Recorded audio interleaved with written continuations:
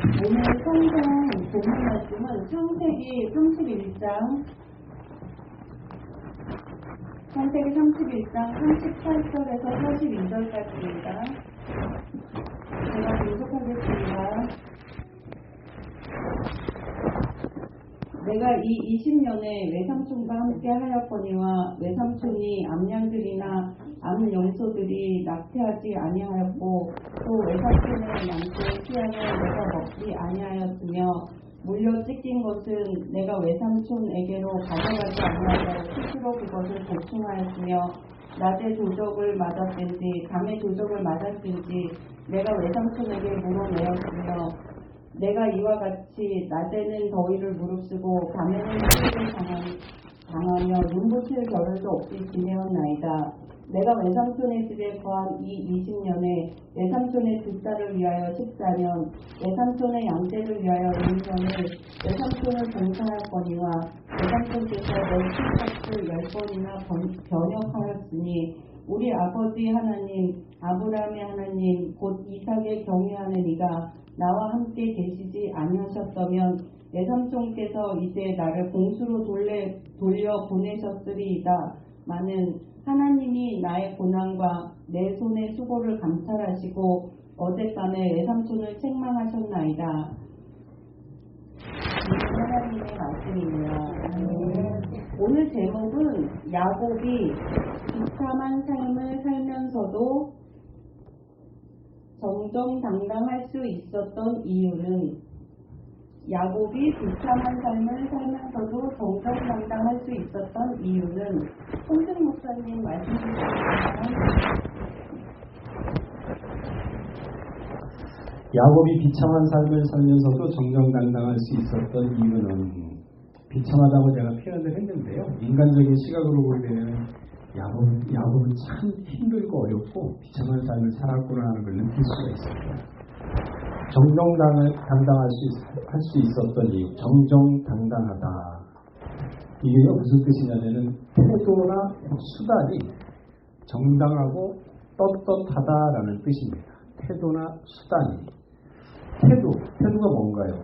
태도라면요, 어떠한 일이나 그러니까 일을 하는 데 있어서 또한 어떠한 상황이 갑자기 닥쳤다 했을 때 거기에 대하는 마음가짐을 태도라고 합니다.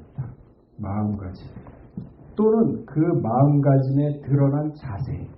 그러니까 일을 딱 닥치게 되면은 호들갑 떨면서 아이고 어떻게 이렇게 하는 사람도 있는 반면에 무쇠수처럼 그냥 무겁게 그래? 그러면서 이렇게 쫙 들으면서 어떻게 할 것인가 생각하는 사람이 있죠. 다양하지 않습니까? 사람이 어떠한 스탠스를 취하느냐, 그게 바로 태도라는 얘기거든요. 그러면 수단은 무엇인가? 어떤 목적을 이루기 위한 방법, 그리고 도구죠. 내가 무슨 일을 하기 위해서 어떠한 수단과 방법을 갖다 동원해서 저 일을 이뤄내야 되겠다. 돈을 더 투자한다든지 아니면 사람을 더 쓴다든지 아니면 그 일을 하는 어떠한 자세를 가지고 이 일을 갖다 이뤄내겠다 하는 게 바로 수단이죠. 그러니까 이 수단과 태도가 정정당당하다는 얘기는 떳떳하다 그런 얘기입니다. 그러니까 양심에 꺼리낌이 없이 일을 갖다 처리한다 그런 얘기죠. 그러니까 야곱이 그랬습니다. 비참한 삶, 좀 이따 살펴볼 텐데 얼마나 비참하게 살았는지 살펴볼 텐데 그럼에도 불구하고 수단과 태도가 비굴하지 않았습니다. 정정당당했습니다. 그렇다 그러면 그 이유가 무엇인가? 말씀을 통해서 우리가 하나 배워야죠. 야곱처럼 원숭이처럼 흉내라도 내려서 살아가야 이분의 장성함을 낼 수 있겠죠. 자, 근데 사람은요, 살아가면서 힘들고 어려운 일을 닥치게 되면은 먼저 위축이 됩니다. 그래서 비굴해지죠.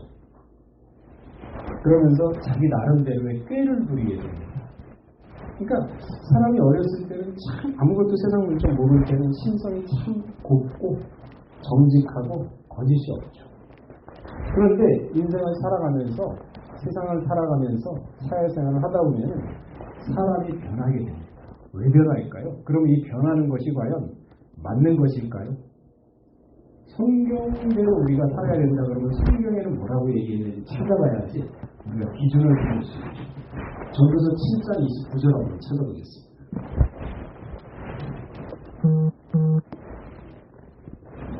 전도서 7장 29절입니다.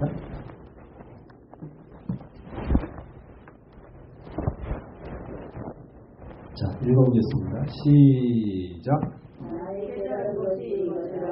하나님이 사람을 정직하게 지었으니 사람은 많은 깨를 내고 사람을 지을 때 정직하게 지었는데 세상 살아가다 보니까 힘들고 어렵다 보니까 정정당당한 모습을 살아내고 자기 깨로 살아가는 거예요.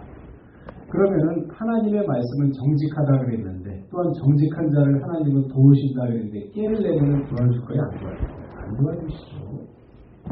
우리 세상 살아가면서 참 힘들고 어렵게 살다 보니까 깨를 내고 속이게 되고 이렇게 하는데 그러면 정정당당한 태도가 아니죠. 그럴 수가 없죠. 그런 말. 노아는 그러지 않았습니다. 노아는요 하나님 앞에서 은혜를 찾는 생활을 했습니다. 사람 앞에서 찾지 않았습니다. 하나님 앞에서 찾았습니다. 그렇기 때문에 이 정직한 믿음, 사람의 눈치를 보는 것이 아니라 하나님의 눈치를 보고 하나님 앞에 은혜를 찾았기 때문에 하나님이 그의 마음을 보고 홍수에서 구원받을 수 있도록 방주의 수치를 내리를 해줬죠. 그 구원은요 아무나에게 쉽게 주어지는 게 아닙니다. 반드시 그 행함에 대한 도움으로 받는 것이 구원인 것입니다. 그러니까 믿음의 결과 구원을 받게 되는 것이죠. 무슨 얘기냐? 노아가 하나님의 말씀을 믿었기 때문에 방주를 지었죠. 안 믿었으면 방주를 지었을까요? 분명히 홍수 심판이 있었다. 믿었기 때문에 방주를 지어야겠구나. 근데 언제인지는 몰랐어요. 지으러 얘기했지, 야, 언제 있을 것이다. 이렇게 알았으면 사람이, 그 시간에 맞춰서 준비를 할 텐데, 준비해라. 근데 언제인지 모르지만, 묵묵히 그 예언의 말씀만 믿고 방주를 지었던 것이 후회가 없었기 때문에.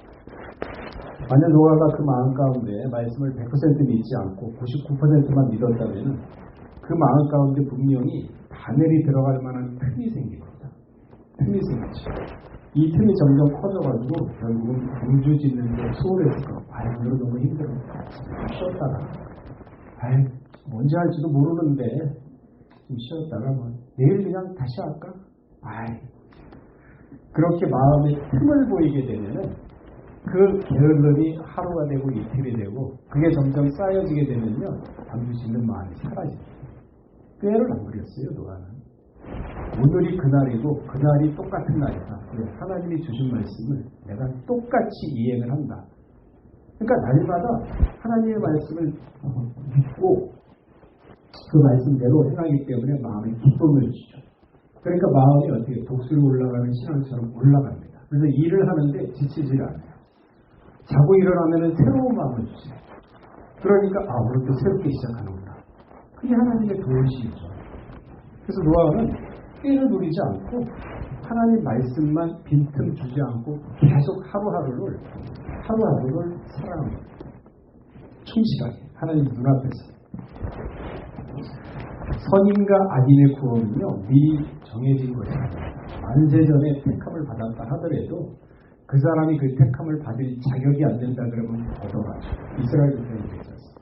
만세전에 택함을 받고 승민으로서 제사장 나라서 했지만은 예수님을 버려버리니까 하나님도 하나님도 이스라엘 백성을 버린 거 아닙니까? 그러나 안타까워서 마지막 때 조금 남겨졌다. 구원받은 자는 좀 있다 하고 사도 바울이 예언 안 했으면 예수님은 나도 오리라. 그러니까 요한복음 5장 29절을 보면요. 선한 일을 행한 자는 생명의 부활로 악한 일을 행한 자는 심판의 부활로 나오리라. 분명히 얘기를 하고 있습니다. 그러니까 하나님은 정확하신 분이죠. 1.1획도 변함이 없이 행한 대로 갚아주시는 분이십니다. 죄를 짓고 잘못을 저질렀다고 해도 당장 징계가 없기 때문에 사람들은 쉽게 그 죄에 대해서 회개를 안 합니다. 그러나 믿는 사람은요. 죄를 지었다 그러면 예수님이 그러잖아요. 이미 목욕한 사람은 손발 외에 씻을 게 없다. 우리는 죄사함 받았습니다. 십자가 무료를 받았습니다. 변화의 반열에 올랐습니다. 그러나 하루하루 살아가면서 생각으로 마음으로 자기도 모르게 원치 않게 죄를 지을 때 있죠. 손을 씻어야죠.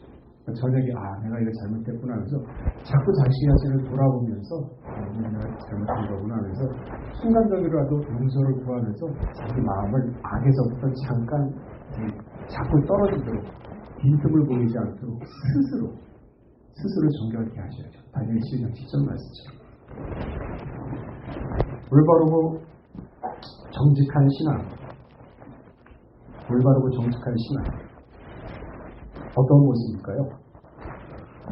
성경 말씀을 듣고 깨닫고 지금부터 말씀 전하면 깨닫고 맞다 그 말씀이 맞구나 하면은 마음이 되게 새기면서 원숭이처럼 그렇게 따라해야겠구나, 쫓아야겠구나. 그러다 보면은 자기도 모르게 처음엔 어색하고 힘들고 그러지만은 자꾸 이게 습관이 되다 보면요 사람은 말씀만 그래서 육비의 세계라는 것은 마음 신비의 세계라. 여러분 도둑놈이 계속 도둑질만 생각하면 대도가 돼요. 기가 막히게 도둑질 잘합니다. 도박꾼이 진짜 24시간 밥만 먹고 화장실 가서도 도박꾼만 생각하면 타짜 돼요. 근데 사람이 하나님 말씀만 상고하고 그 말씀만 깨닫으려고 노력하고 하잖아요. 그러면 사람이 말씀하게 돼요. 그래서 사람은요 무슨 생각을 하든지 그 생각대로 사는 거예요. 그리고 그 생각대로 된 그 마음대로 그 생각을 한 대로 마음이 정해지면요 그 사람의 모습이 그대로 나타나요. 그게 그 사람의 모습입니다. 그러니까 얼굴이 잘생기고 이렇게 옷을 잘 입고 이런 게 모습이 아니라 그 사람의 마음 행실이가 이런 것들이 생각하는 대로 나타나요. 그래서 항상 하나님의 말씀을 생각하고 참고하고 또 참고하다 보면은 자기도 모르게 의식자처럼 그러면 의식적으로 행하던 모든 것들이 시간이 지나면서 이게 습관화되면 무의식적으로 그게 육비의 식인 거거든요. 그럼 그때부터는 어떻게 하느냐? 교감을 하잖아요. 길을 보여줍니다. 그런 차원까지 가기 위해서는 내 자신을 갖다가 다스려야 된다는 뭘로? 채찍질. 그러니까 사도 바울이 자기를 채찍질했다 그래요. 채찍질해서 자기를 갖다가 떨어지지 않게 다스렸다 그러죠. 그게 바로 올바른 신앙인의 모습인 것이죠. 노아가 바로 그랬어요.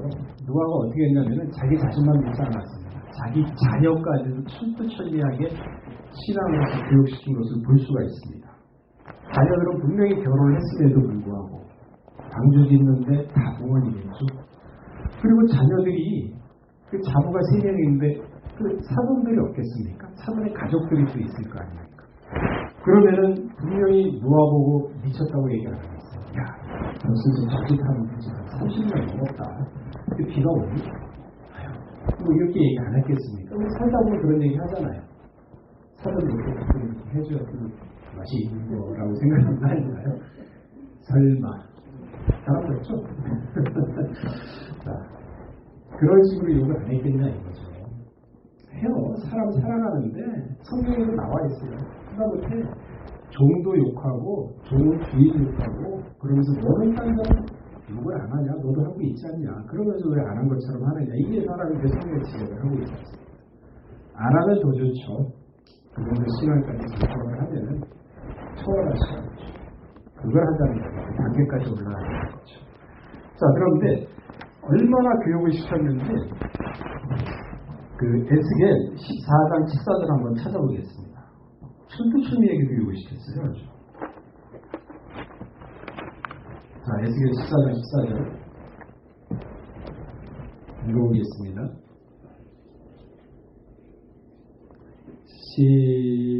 찾으셨으면 시작. 노아 다니엘 이 세 사람이 거기 있으더라도 그들은 자기의 자기의 나의 여호와를 아니라. 하나님 말씀 누구만 받았어요? 노아만 받았어요. 그런데 노아, 다니엘, 욥 신앙이 비슷한 수준의 높은 신앙을 가졌던 사람들이죠. 노아, 다니엘, 욥 이 세 사람이 거기 있을지라도 그들은 자기의 의로 자기 생명만 걸린다는 거예요. 그런데 자녀까지 다 구원했지 않습니까? 또한. 자, 그 밑에 20절 읽어보겠습니다. 14장 20절 시작. 노아 다니엘 욥이 거기 있을지라도 나를 죽고 있지 않으니 그들은 자녀도 건지지 못하고 자기의 의로 자기의 생명만 건지리라. 나도 여호와의 말입니다.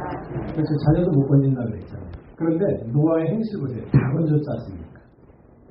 아내부터 시작해가지고 자복까지 다 건졌지 않습니까? 그러니까 얼마나 철두철미하게 교육을 시켰겠습니까?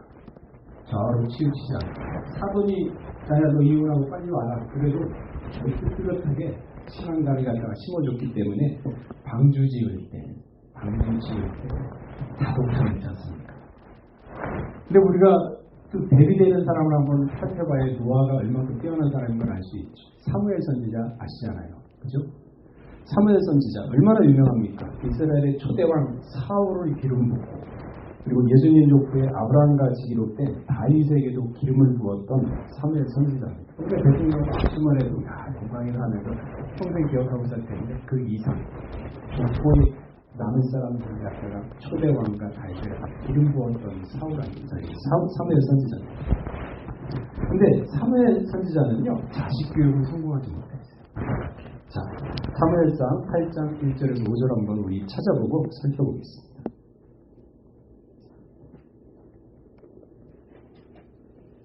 성경을 이렇게 하나씩 찾아가지고 집사님 읽게 되면요 깨닫는 깊이가 달라요. 집에서 혼자서 보게 되면은 아무래도 좀 다르죠. 자, 사무엘상 8장 1절에서 5절 시작. 사무엘이 늙음에 그 아들들로 이스라엘 사사를 삼으니 아사의 이름이 오히려 사사의 이름은 아벨라 이제는 엘세바에서 사사가 되니라. 그가 아들들이 그 앞에 해를 따르지 아니하고 이를 따라서 내지하고 성경을 지키게 하냐. 이스라엘 모든 장로가 모여 라마에 있는 사무엘에게 나아가서 그에게 이르되 어서서 당신은 늙고 당신의 아들들은 당신의 해를 따르지 아니하니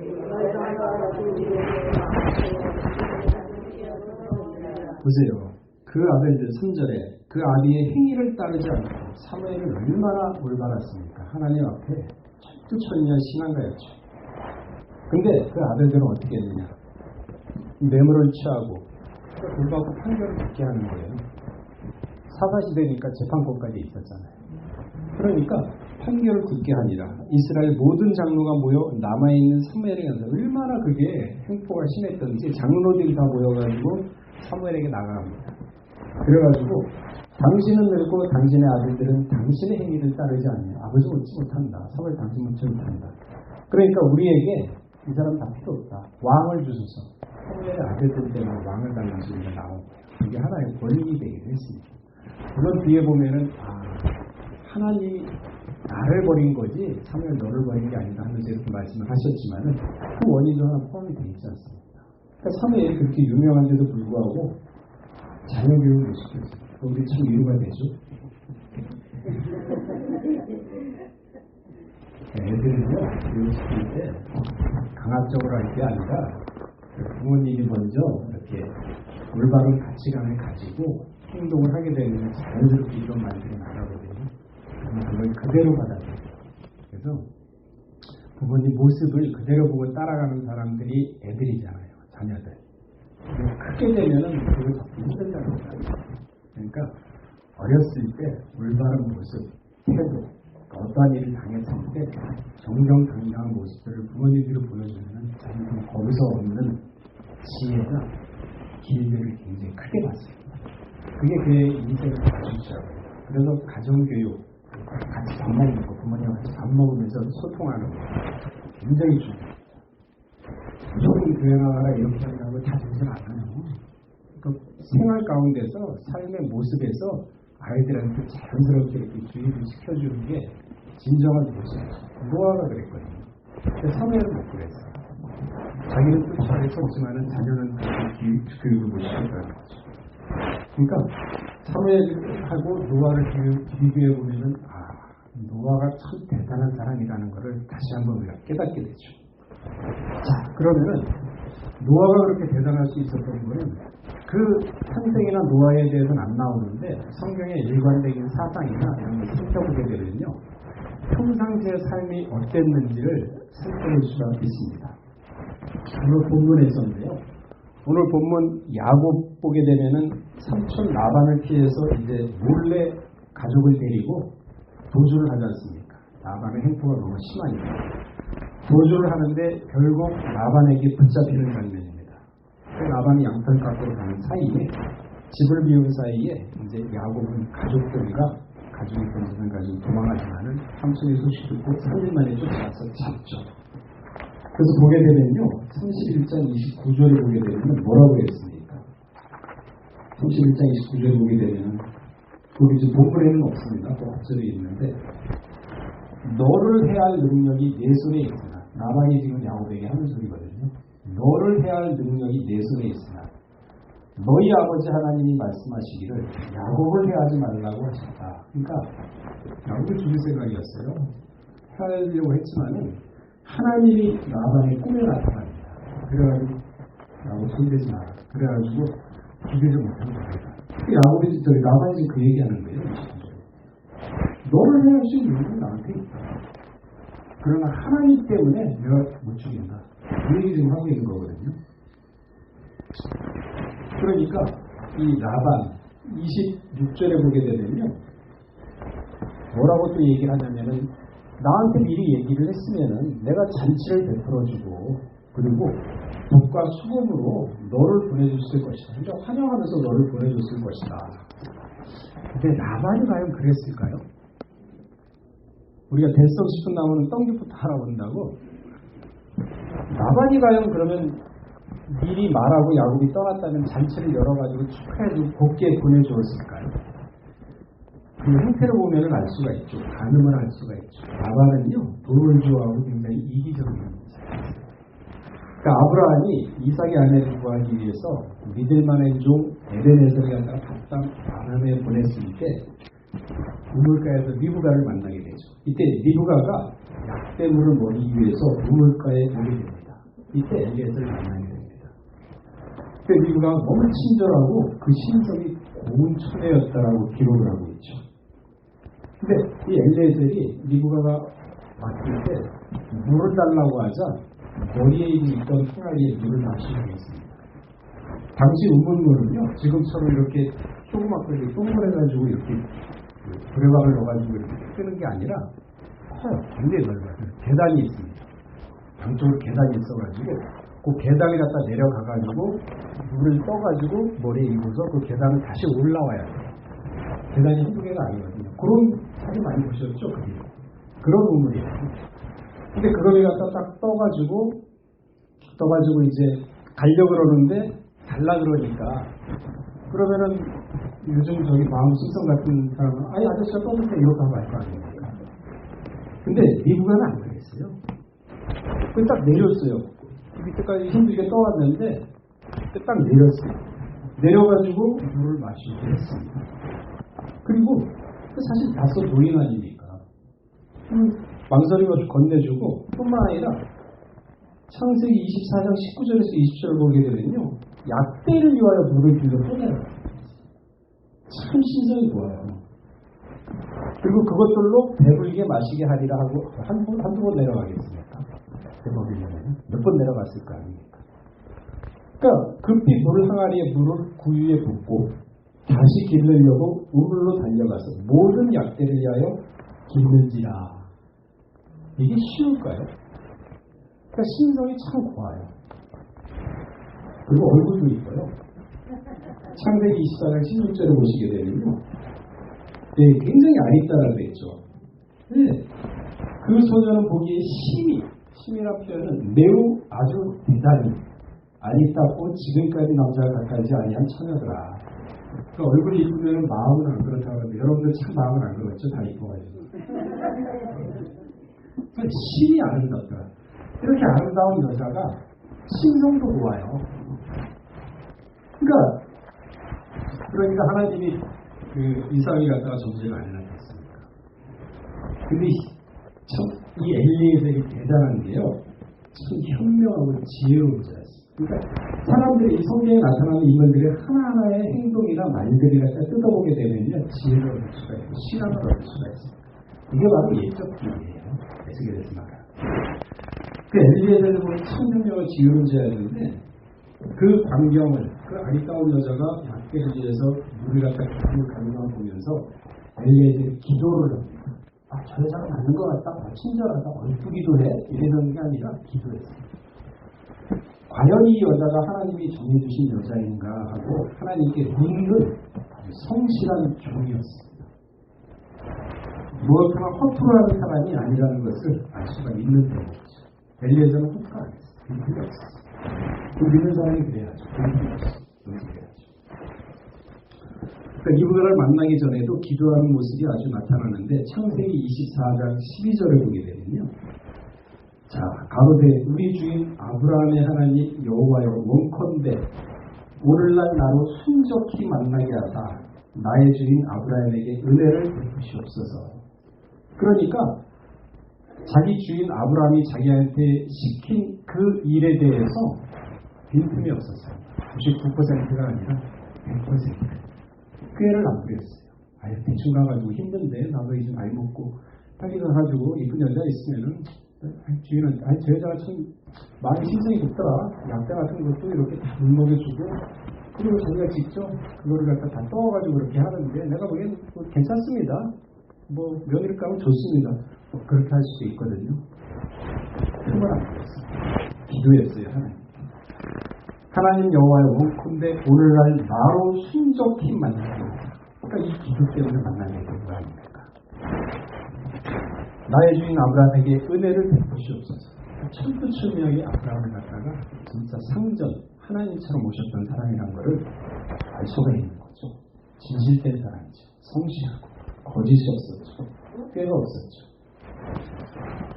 사실 이런 성실한 사람과 진실한 사람을 아브라함이 데리고 있다는 것은 참 부럽고 아브라함이 참 복된 사람이라는 걸 저는 참 느끼게 됩니다. 아브라함이 어느 정도 이 사람을 믿었냐면요, 이제 자기 전 재산을 유산으로 물려줄 정도로 믿었어요. 창세기 15장 2절을 보게 되면요, 가로되 주 여호와여 무엇을 내게 주시려나이까. 하도 하나님이 자녀를 준다 하고 안 주니까 포기하고 있었어요. 그러면서 나는 무자하오니 나의 상속자는 이 다말색 엘리에셀입니다. 고백할 정도로 여러분 재산이나 이런 것을 아무한테 물려주나요? 더군다나 자기가 부리는 종한테 물려줄까요? 종이 얼마나 성실하고 얼마나 진솔했으면 그 마음이 통했으니까 물려줄 정도로 엘리에셀을 갖다가 아브라함을 믿었어요. 그러니까 살아가면서 이런 사람 만나는 거 평생에 쉽지 않아요. 진짜 어렵습니다. 그래서 내가 살아가면서 느낀 것이 있다면은 가장 큰 복이 있다 그러면은 돈 수천억, 수백억, 수천억 이렇게 들어오는 게 중요한 게 아니라 사람 잘 만나는 게 참 중요하구나. 그러니까 왜 우리 친구 따라 강남 간다는 얘기 있지 않습니까? 그 사람 잘 만나면 진짜 강남 가요. 그 누가 만나면 맨날 돈 사람 다니고 그 사람 잘 만나서 그래요. 그 돈 명예 좋아하는 사람 만나게 되면요 그 사람처럼 돈과 명예에 빠지게 돼요. 못해야 합니다. 도박 좋아하는 사람 역시 마찬가지죠. 근데 내면을 중시하고 영어를 갖다가 현세보다 내세와 영어를 더 중시하고 말씀대로 하려는 사람, 육적인 것보다 영적인 것과 영적인 지혜에 더 관심을 추구하는 사람, 이런 사람 만나게 되면요 그 사람의 지혜와 영적인 것을 배우게 돼요. 그 자마서 3장 7절에 뭐라고 그랬습니까? 스스로 지혜롭게 여기지 말라. 하나님을 경외하며 악을 떠날지어다. 잠언서 15장 34절에 뭐라고 그랬습니까? 여호와를 경외한 것은 지혜의 홍보, 겸손은 준비의 앞자리이나 매세. 하나님 잘 만나신 거죠. 하나님 말씀을 잘 만나고 제대로 따르면요 영적으로 지식으로 그걸 양육시켜주는 분의 얘기입니다. 자, 다시 돌아와서 성실하고 정직한 엘리에셀 만나볼까요? 그 사람이 그를 주목하며 여호와께 과연 평탄한 길을 주신 여부를 알고자 하더니 누구를 만났습니까? 창세기 24장 24절에 보면은 그러니까 하나님이 평탄하게 나한테 길을 주셨나? 그럼 내가 확인을 해봐야 될 거 아니야? 그래서 지금 그 얘기를 하는 거거든요. 24장 24절에 보면 나홀의 아들 부두엘의 딸이라 하고 여호와가 고백을 하고 있습니다. 생각해보세요. 그 넓은 지역에서 그 넓은 장수 중에 그 우물가에서 그리고 하도 많은 깃털처럼 많은 그 시간대에 그 우물가에서 나홀의 손녀 리브가를 만날 줄을 어떻게 알았겠습니까? 확률이 얼마나 될까요? 확률이 얼마나 될까요? 거의 불가능하죠. 그죠? 그러니까 아브라함의 동생이 나홀입니다. 그 나홀의 손녀가 리브가. 그러니까 그럼 어떻게 만날 수가 있겠어요?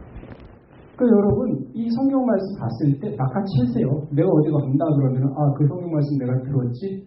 그래 그럼 믿고 하자. 부딪혀보자. 신앙은 모험인데. 거기 갈 때 하나님 선하게 장소 그 시간 선녀적 길을 보내주셔가지고 선한 길을 인도해주시고 믿고 가세요. 성경 말씀 그렇게 됐잖아요. 엘리에서는 그렇게 했지 않습니까? 이런 걸 낚아채자는 거예요. 믿습니까? 하고 간다고 해서 알아서 할 수 있어. 이야기는 하나씩 하나씩 베레아 사람처럼 뜯어보는 거예요. 그래야 믿어지는 거지. 마음에 좀 의심이 생기는데 그게 믿어지나요? 하나씩 하나씩 뜯어봐가지고 이게 이렇게 되는구나. 그러면은 마음의 빈틈을 갖다 자꾸 어둠을 몰아내는 믿음이 생기는 거죠. 그러니까 엘리에셀이 하나님이 과연 내게 주신 이 평탄한 여부를 알기 위해서 먼저 가기 전에 기도했죠. 엘리에셀도 평상시 생활이 참 정직했습니다. 양심적이었어요. 그러니까 태도나 수단이 정당했어요. 그게 안 그랬습니까? 그러니까 아브라함이 믿었죠. 아브라함이 누굽니까? 하나님이 인정한 사람인데 그 사람이 믿을 정도면 얼마나 빈틈이 없겠어요. 충실하고 성실하고. 그러니까 27절에 그 말이 나오죠. 하나님이 나를 인정하셨구나. 그러니까 확신을 얻게 되는 거예요. 그래서 금고리와 금을 갖다가 건네주셨습니다. 창세기 24장 22절에 금속 목걸이와 금고리를 한 쌍을 이루하게 주었더라. 그러니까 참 순수해. 그 좋아가지고 또 우리 친척이구나 해가지고 집으로 갔어요. 나반이 그걸 들었네.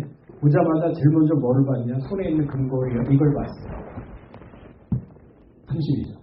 후딱 뛰어갔습니다. 그러니까 그 자리에 있답니다. 아직까지 엘리에셀이. 이런 사람이에요. 그런 사람이 나한테 얘기했으면 내가 수고와 장구 치면서 너를 축하해서 보내주겠다 이렇게 한 사람이 않습니까? 그런 사람이 10번이나 기한을 번역을 합니까? 10번을 했다는 얘기는 10에서 완전 번역하는 거예요. 사람 완전 대단한 겁니다. 그런 사람이 앞에서 나한테 미리 얘기했으면 내가 그렇게 해줄 거 아니냐. 그러니까 장례식 가면은 평상시에 한 번도 안 오셨던 사람이 누군지 몰랐던 작은아버지라는 사람이 와가지고 뭐를 했길래 이렇게 형님이 돌아가시냐 이렇게 큰 소리 치는 사람들이 있잖아요. 이게 참 양심이 없어요. 평상시에 그렇게 했다라고 할 말이 없어요. 그게 지금 나라는 그래요.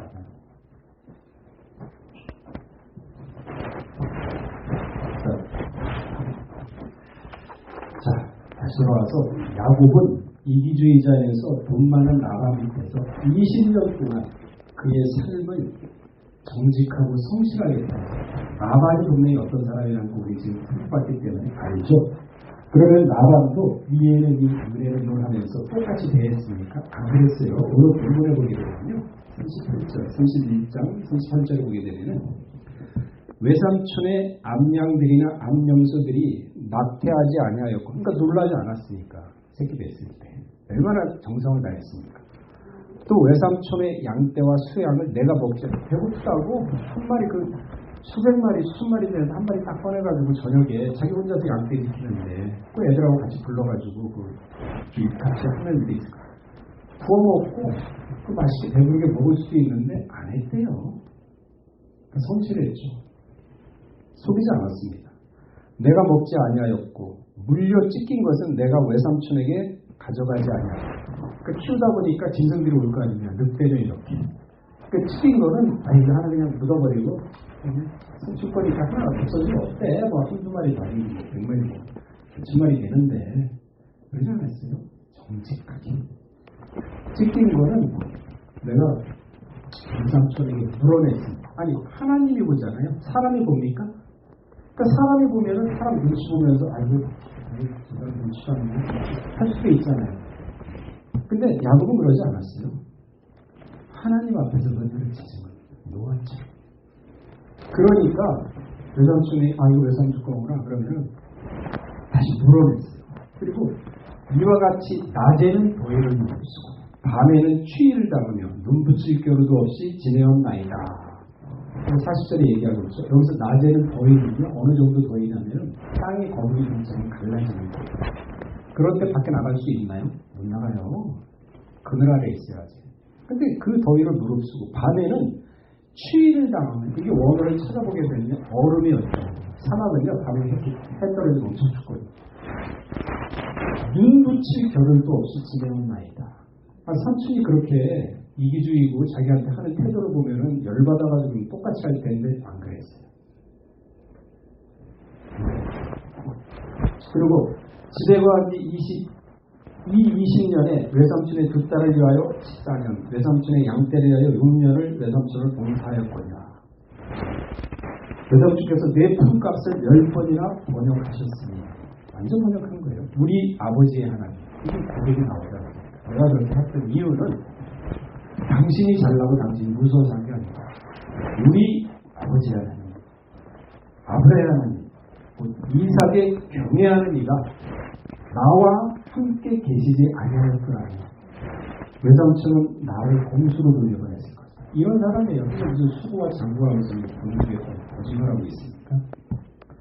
하나님이 나의 고난과 내 손의 수고를 감찰하시고 어젯밤에 외삼촌을 책망하셨나이다. 그 꿈에 나오는 거 나를 생각해서 책망하신 거예요. 죽이지 말라. 하나님만 믿는 신앙, 이게 살인사비의 보호를 받는 신앙 아닙니까? 그러니까 정직해야 하는 사람이 정직하지 못하게 되면 하나님 이런 보호를 해주시겠습니까? 안 해주죠. 그러니까 나올 때 엄청난 거부가 돼서 나왔지 않습니까? 그죠? 하나님 손에 안 보세요.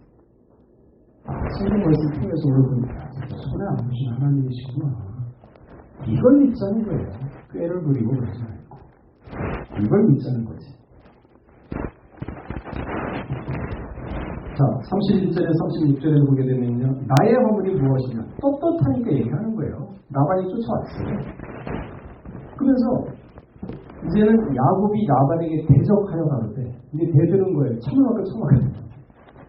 내가 잘못한 게 없어요. 내가 무슨 죄가 있길래 삼촌이 나를 그리같이 그렇게 쫓아나니까 따지고 있는 거예요.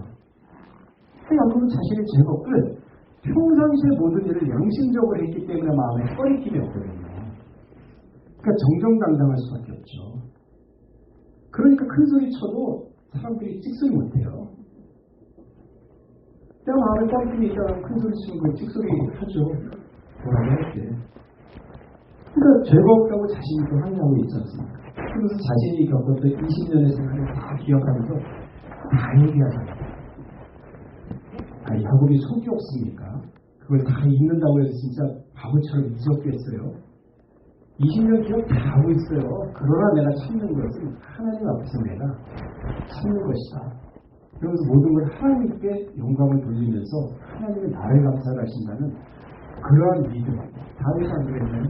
10년 동안 쫓기면서 오직 믿음 터진 것을 하는 그 속이 없겠습니까? 속 다 주겠어요? 자기 시간이 다 주셨어요. 그런 사람들 아닙니까?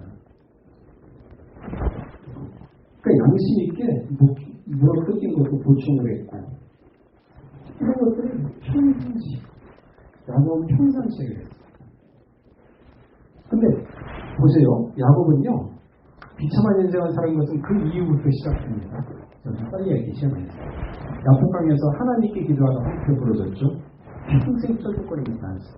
기도하다가 장애인 된 게 야곱이에요. 딸 디나 가난당했죠. 그리하여 하물의 족속을 두 아들 시몬과 레이가 아주 잔인하게 한 족속을 몰살시켰죠. 그로 인해서 도망갔습니다. 온 가족이 도망다니는 시몬. 베냐민을 낳다가 가장 사랑하는 아내 라헬이 죽었습니다. 난산으로 죽었죠. 거기서 끝납니까? 그 죽었다는 소식이 채 가시기 전에 르우벤과 스모키랑 또 간통했다는 소식을 참 비참하죠. 우리가 살면서 이 중에 한 개라도 겪었다고 하면은 교회 다녀도 소용이 없구나. 예수 믿어도 소용이 없구나. 나한테 왜 이런 시련이. 그렇잖아요. 큰 슬픔이 가시기도 전에 성호 비라의 간통 소식을 듣고 또한 이제는 신앙의 아버지 이삭이 나이가 들어서 돌아가요. 상의할 데도 없어요. 의지할 데도 없어요. 그리고 이제 하나 의지할 게 요셉인데 요셉마저도 죽네요. 근데 어떡합니까? 내가 이제 음부에 내려가는 사람 됐다 그랬어요. 비참한 삶이에요. 근데 이 야곱은요, 나만 20년 동안 마음이 단련이에요. 잠언서 17장 3절을 읽어보겠습니다. 하나님이 크게 쓰시려면요, 그 사람의 마음을 단련시켜요. 잠언서 17장 3절. 자, 시작.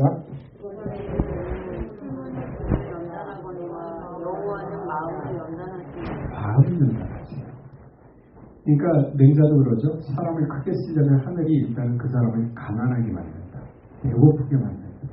하는 일마다 다 망치게 만든다. 그러면 그 사람 마음이 밑바닥하게 들어갑니다. 그러면서 그 마음이 단련이 돼요. 그러면서 어떠한 그거보다 더 큰 일이 닥쳐도 능히 이겨낼 수 있는 마음을 만들어줍니다.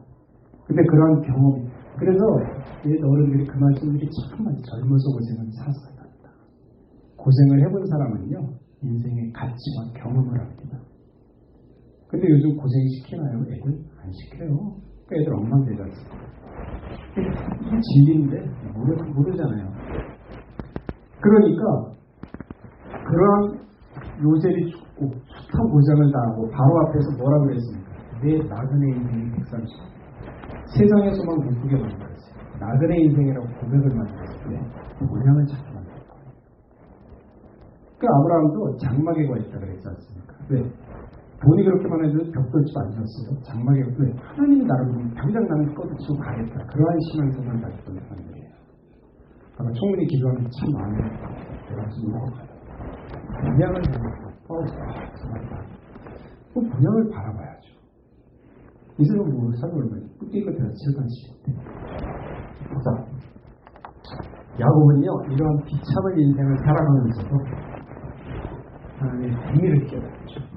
그래서 그는 고백을 합니다. 이게 야곱의 신앙이에요. 자, 창세기 48장 15절.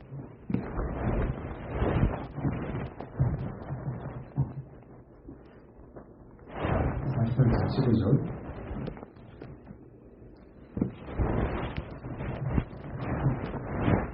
읽어보겠습니다. 15절. 시작. 요셉을 위하여 축복하여 가로되 내 조부 아브라함과 아버지 이삭이 섬기던 하나님 나의 아버지부터 지금까지 나를 기리신 하나님. 그렇게 고생하고 뭐라 그러냐면 나 태어나부터 지금까지 하나님이 나를 길렀다 고백을 하고 있는 거예요. 이게 가능한가요? 우리가 말로는 행함의 조상 야곱 하는데 이런 시련을 겪은 사람이에요. 그러면서 그 마음이 단단해지고 세상에 정을 안 묻히고 그리고 세상을 바라보게 만들고 그리고 이러한 마음가짐이 있었기 때문에 그 20년 동안 고생하면서 하나님이 얘기했던 너희 70가족이 들어와가지고 430년 하나님의 예언의 말씀을 이뤄야 될 거 아닙니까? 고린도서 입장에서 하나님 사람과 같이 일하시는데 누군가 이렇게 믿음이 있고 누군가 이건 역할을 해줘야지만 하나님 정해놓은 그 시간 그때에 430명을 키울 거 아닙니까? 만약에 아무리 신앙을 안 했으면 고쳐집니다. 사도왕도 그렇죠? 사망한 데 쏘는 것이 어디 있냐? 와서 싸워라 이거예요. 이런 신앙이에요. 그러니까 야곱이 이런 비참한 상황에서 정정당하지 하나님 앞에서 의뢰를 찾는 겁니다. 99%나 100% 자기 자신을 속이지 않고 오직 하나님이 나를 나타나 주신다면 그 천부천리한 사고와 가치와 생각이 그 사람이 평생 그걸 생각했기 때문에 그렇게 만들어져요. 도박 생각했다면 됐을까요? 그렇죠. 이 사람 정정당당할 수 있었던 이유는 마음에 틈을 보이지 않고 평안치 노아처럼 은혜를 더 사모했기 때문에. 그래서 이러한 사람은요 환난날에 견딜 수 있는 믿음을 평상시에 쌓아가는 사람이라고 유다서 1장 20절에 말씀하고 있습니다. 사랑하는 자들아 너희의 집의 거룩한 믿음에 자기를 건축하며 성령으로 기도하며 거룩한 믿음에 자기를 건축하며 자기에게 틈을 보이지 말라는 거죠. 그러니까 지금 우리가 분명히 본향이 있다. 그리고 우리가 본향을 가기 위해서는 옛적 길을 따라서 가야 된다. 야곱과 같은 길, 이삭과 같은 길, 아브라함 같은 길. 그게 다 예레미야가 얘기했던 옛적 길이에요. 그게 바로 믿음의 터입니다. 누군가 이걸 보여줬기 때문에 우리가 그 본 것을 보고 그냥 따라갈 수가 있는 거예요. 안 보여줬다고 우리가 모르지 않습니까? 그게 옛적 길, 길을 가는 것이거든요. 그 길을 가게 되면은 분명히 하나님의 복을 어제나 오늘이나 동일하지 않은 거예요. 아브라함과 같은 믿음이 있다고 똑같은 복을 받는다고. 야곱과 같은 경우는 신앙이 있다고 하면 똑같은 복을 받는다고 그랬거든요.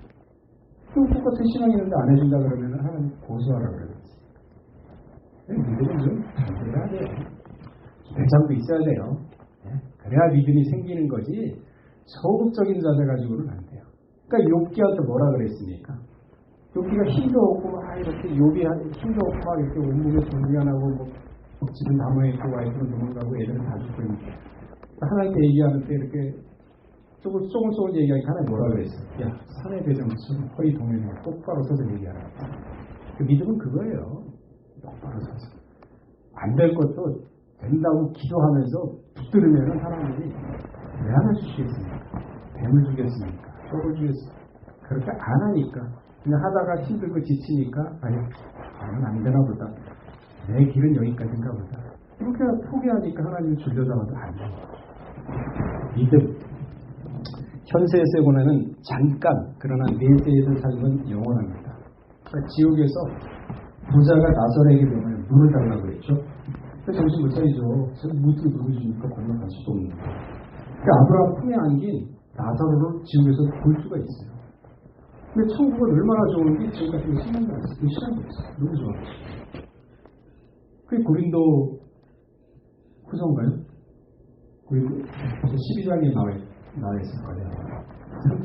천국은 3층 청으로 되어 있다 그러잖아요. 과히 사람이 이룰 수 없는 말. 그리고 여기 지구상에 살면서 인생을 하는 아무리 좋은 말이라도 그 얘기를 들으면 기분 좋지만 도저히 감당 못할 정도로 좋은 말이 없지 않습니까? 천국은 그래요. 가히 사람이 이르지 못할 말을 듣고서 사도 바울이 이르나 다 포기했어요.